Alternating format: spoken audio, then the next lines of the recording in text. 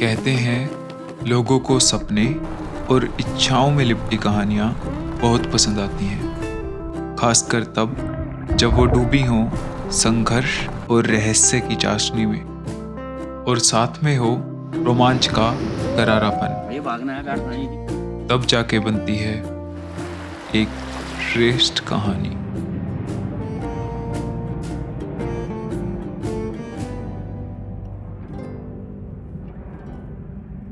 और कुछ सालों पहले तक मेरी लाइफ में इनमें से कुछ भी नहीं था। जिंदगी से थी बस एक ही शिकायत। अरे भैया कौन है तुम, कहाँ मार रहे हो हमको? और फिर समय बदला और समय के साथ बदली मेरी किस्मत।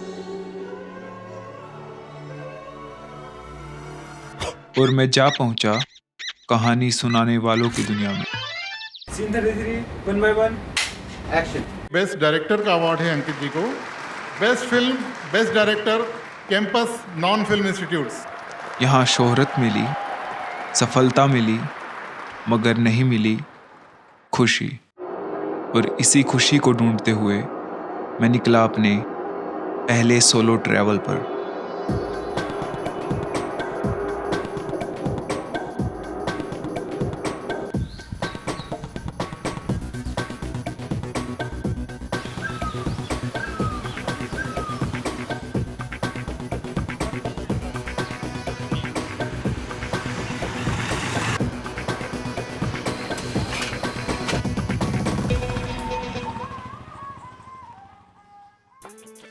धर्मशाला, हिमाचल प्रदेश।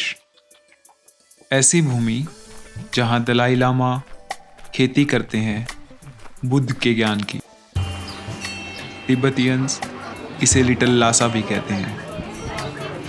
लासा तिब्बत की कैपिटल, जिसका अर्थ है सिटी ऑफ गॉड।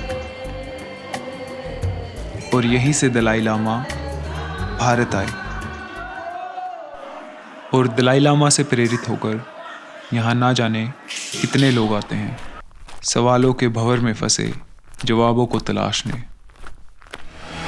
सबकी अपनी अपनी कहानी और अपने अपने कारण।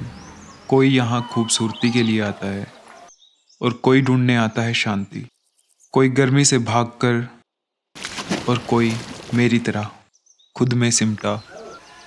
काश व्यक्ति के जगह बदलने से उसका व्यक्तित्व भी बदल जाता, तो मैं घर छोड़ आता अनजान लोगों से लगने वाले डर और हिचकिचाहट को। खैर, मैं अपने अतीत के भार और थोड़े से पैसे लेकर यहाँ पहुँच गया। पहाड़ों की शांति और खूबसूरती से मंजिल तक पहुँचने का एहसास हुआ और कलम ने अनुभव को इन 4 पंक्तियों में बांध दिया। मैं दीवारों में लिपटा बैठा था और दिल बंजारे सा कहीं घूम रहा था। मैं बेताब था घर से निकलने को और दिल रुकने को घर ढूंढ रहा था। दोनों की मंजिल यहाँ मिली मुझे।